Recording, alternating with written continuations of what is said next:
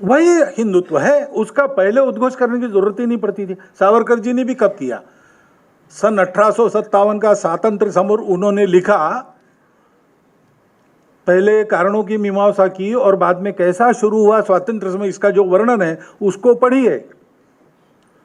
उन्होंने लिखा है कि हिंदू राजाओं का भगवा झंडा और मुसलमान नवाबों का चांद तारा हरे रंग पर, दोनों साथ साथ अंग्रेजों के यूनियन जैक के खिलाफ खड़े हो गए।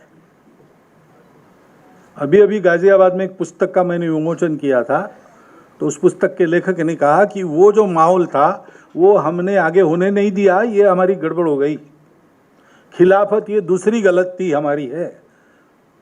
मुसलमानों के लिए बोल रहे थे।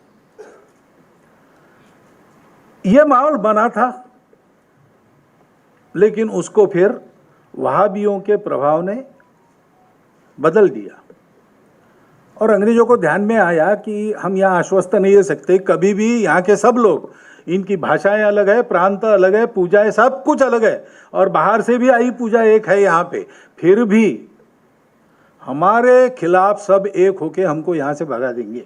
अगर हमको यहाँ स्थिरपद होकर राज्य करना है, इस देश की लूट को चालू रखना है, तो इनको तोड़ना पड़ेगा।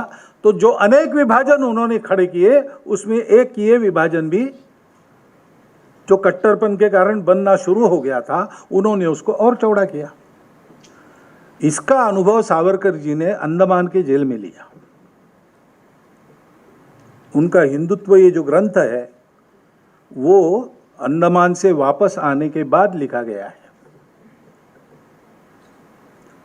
क्योंकि जब ये कोलाहल होने लगा कि हम एक नहीं है, हम दो है, हमारे यहाँ हमारी पूजा अलग है इसलिए हम अलग है, आपकी पूजा अलग है, तब ये जोर से कहना पड़ा कि पूजा के आधार पर भेदभाव न करने वाली यहाँ की राष्ट्रीयता है, वो हिंदू राष्ट्रीयता है और इसलिए हम अलग नहीं है।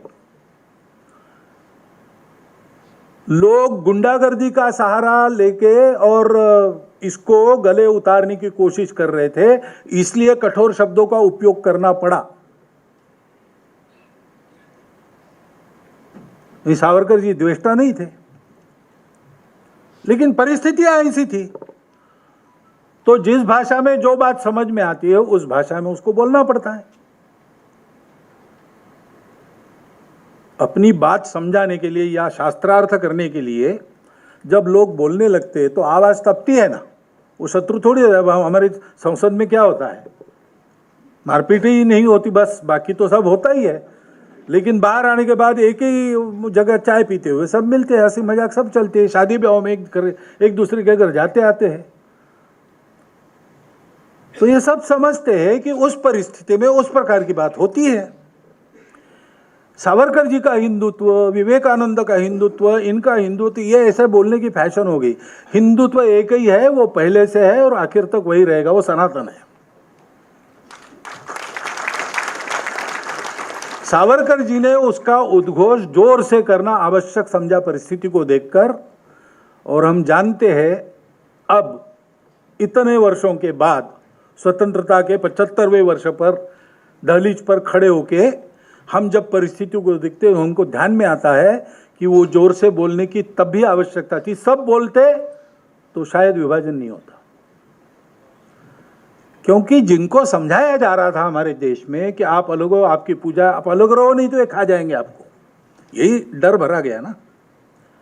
उनको हमको ये समझाना था कि भाई इस देश में ऐसा कभी हुआ नहीं है, बाकी सारे देशों में ऐसा हुआ है दुनिया में, लेकिन हमारे यहाँ तो विश्व का हर देश जब भी दिग्भ्रमित हो लड़खड़ाया, सत्य की पहचान करने इस धरा के पास आया, भूमि हर दलित को पुचकारती, हर पतित को उद्धारती। ऐसा हमारा देश है, यहाँ जितने आए उतने विद्यमान है और सब चल रहे हैं और सबका स्वागत है, स्वीकार है। इसलिए अलगाव की बात मत करो।